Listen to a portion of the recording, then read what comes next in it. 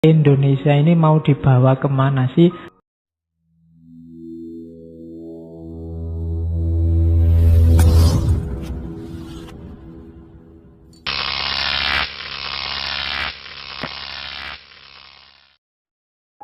Hari ini kita lupa dengan kebesaran kita sendiri. Kita bingung.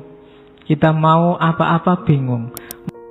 Orang Indonesia hari ini kan begitu. Kita serba takut. Akhirnya sebelum kita dituding orang lain, kita tuding dulu orang lain.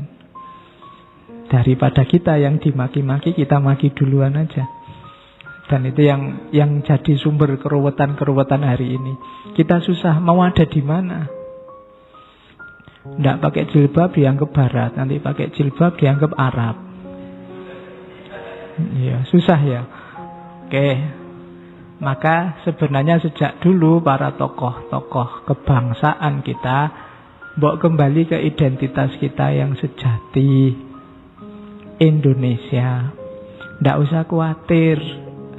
Jadi Indonesia itu dengan segala karakternya nggak akan tabrakan dengan ideal moral ajaran apapun. Yang Muslim nggak akan kehilangan Islamnya. Yang Hindu tidak akan kehilangan Hindunya. Yang Buddha tidak akan kehilangan Buddhanya. Yang Kristen tidak akan kehilangan Kristennya. Jadilah Indonesia saja. Kenapa tidak akan kehilangan? Karena karakter-karakter keindonesiaan itu sifatnya universal. Jangankan orang Indonesia, orang luar Indonesia pun bisa kok kalau mau memanfaatkan ajaran-ajaran yang jadi karakter utama keindonesiaan. Karena memang dirumuskannya dari ajaran-ajaran yang universal. Sayangnya kita orang Indonesia sendiri sudah banyak lupa. Kita hafal ayatnya, kita hafal silanya, tapi penerjemahannya dalam hidup sehari-hari sering lewat. Maka malam ini kita lihat sebentar saja harusnya seperti apa sih jadi Indonesia itu. Makanya tak kasih judul Meng-Indonesia. Saya tidak tahu malam ini sukses apa enggak. Pokoknya kalian pegangi saja ini. Kalau nggak paham ya nanti diulang-ulang. Kalau sudah paham, syukur-syukur bisa dijalankan. Oke, jadi Indonesia itu kayak gimana sih? Saya balik ajarannya Soekarno. Soekarno itu kan Pancasila, jadi Trisila, jadi Ekasila. 5 sila diperas jadi 3, 3 diperas jadi 1, 1 itu gotong royong. Cuma banyak di antara kita yang tidak terlalu paham apa itu gotong royong. Di kepalamu kalau saya ngomong gotong royong, isinya mesti kerja bakti. Iya kan? Yuk, gotong royong itu mesti isinya kerja bakti. Iya, gotong royong dalam arti kerja bakti ya memang begitu, tapi itu kan letterlek namanya.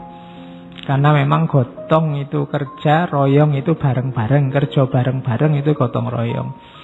Mahasiswa di kelas saling nyontek itu ya gotong royong sebenarnya, secara letterlek. Maunya kan nggak sekedar itu. Jadi apa sih gotong royong itu? Ya kalau makna esensialnya itu bahu-membahu mewujudkan visi bersama-sama. Indonesia ini mau dibawa kemana sih? Ayo bareng-bareng kita wujudkan. Esensinya itu gotong royong itu. Jadi hidup bareng-bareng di satu negara. Paradigmanya tidak boleh paradigma konflik. Paradigma konflik itu pokoknya harus aku yang benar, yang lain salah semua. Paradigmanya harus dialog. Kita bareng-bareng kok. Niatku baik, niatmu juga baik. Lah kok beda isinya? Loh, ayo negosiasi, ayo dialog. Nah, itu esensinya gotong royong.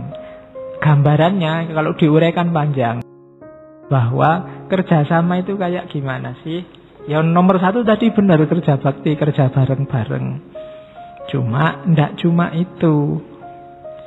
Kerja, tidak hanya kerja bersama. Misalnya tetanggamu atapnya rusak. Ya memang kamu kerja bareng-bareng memperbaiki atap. Tapi bisa juga wujudnya, bantulah tetanggamu sehingga dia bisa kuat memperbaiki atapnya sendiri. Atau juga berdayakan dirimu, mungkin rumahmu yang atapnya rusak, sehingga kamu tidak jadi beban. Meskipun atapmu rusak, kamu bisa memperbaiki atapmu sendiri. Itu juga gotong royong. Jadilah orang pinter, biar kamu mandiri dan tidak jadi beban orang lain. Loh, ini juga partisipasi dalam gotong royong. Bukan hanya kerja bareng-bareng, bersihin masjid, bersihin kamar mandi, bukan itu. Iya, itu juga gotong royong, tapi ada makna yang lebih esensial. Misalnya, jadilah kamu orang yang bisa menjaga kebersihan sehingga takmirnya nggak harus sering-sering ngepel. Itu juga bantu kerja bareng-bareng. Jadilah orang yang taat pada aturan lalu lintas, biar nanti tidak kejadian yang ganggu jalannya lalu lintas. Itu juga sebenarnya gotong royong. Jadilah orang baik, sehingga kebaikanmu menular ke orang lain. Itu juga gotong royong. Makanya segala hal yang konotasinya kebaikan, itu kan kita berkontribusi melahirkan dunia yang lebih baik. Itu sebenarnya prinsip gotong royong. Itu kenapa gotong royong oleh Pak Soekarno dijadikan prinsip yang paling esensial. Eka Sila. Boleh lupa semua prinsip yang lain, jangan lupa yang esensi. Gotong royong. Saling berkontribusi mewujudkan cita-cita. Jadi tidak sekedar untuk kepentingannya sendiri. Kalau kamu belajar, niatkanlah, kalau saya belajar, saya makin pinter, syukur-syukur saya bisa ngasih kontribusi, paling tidak membebani. Nah, itu juga termasuk kerja bareng-bareng. Kalau semua orang visinya semacam ini, mewujudkan visi kebangsaan, cita-cita bersama, itu lebih mudah. Catatan saya lagi, gotong royong itu tidak sama dengan sedekah. Tidak sama dengan ngasih orang lain. Mereka tidak mampu, saya bantu biar mampu. Konotasinya tidak begitu. Konotasinya bukan memberi dan menerima, tapi kerja bersama-sama. Logika memberi dan menerima ini sering merusak. Pemerintah merasa berjasa pada rakyat, rakyat merasa penting, lebih penting daripada pemerintah. Ini nanti logikanya memberi menerima. Siapa mengatur, siapa diatur. Dengan logika ini yang terjadi ya siapa yang kuat menindas. Logikanya jangan memberi dan menerima, ya sudah kewajibannya masing-masing. Karena memberi dan menerima, bagi yang diberi dia akan melahirkan rasa lemah dan tidak percaya diri, dan yang memberi dia jadinya arogan. Kalau bukan jasaku, kalau bukan karena aku, itu gawat. Ngaji ini logikanya bukan memberi dan menerima loh, meskipun saya yang capek yang ngomong. Ya kan? Loh, kamu juga berkontribusi dalam ngaji ini. Lah kalau kalian semua ndak ada, aku ngomong dewe, apa ndak masuk TV aku? Ya kan? Jadi, loh, kalian juga punya kontribusi, saya juga punya kontribusi. Kita bekerja bersama melahirkan satu kegiatan yang namanya ngaji filsafat. Jadi relasinya bukan memberi dan menerima. Nanti kalau logikanya memberi dan menerima, saya merasa, wah aku ini penting di sini ini. Kalau ndak ada aku ndak jalan ngajinya. Padahal mungkin beberapa bisa aja cuma ngomong gini aja loh. Di buku PKN-nya anak SD juga ada misalnya. Jadi ndak, kita ini kerja bareng-bareng. Tidak ada mana lebih tinggi, mana lebih rendah. Bukan memberi dan menerima. Nah, karena itu apa? Berarti kita ini setara, tapi tidak seragam. Kenapa tidak seragam? Ya saya di sini sama kalian di sana, fungsinya kan beda.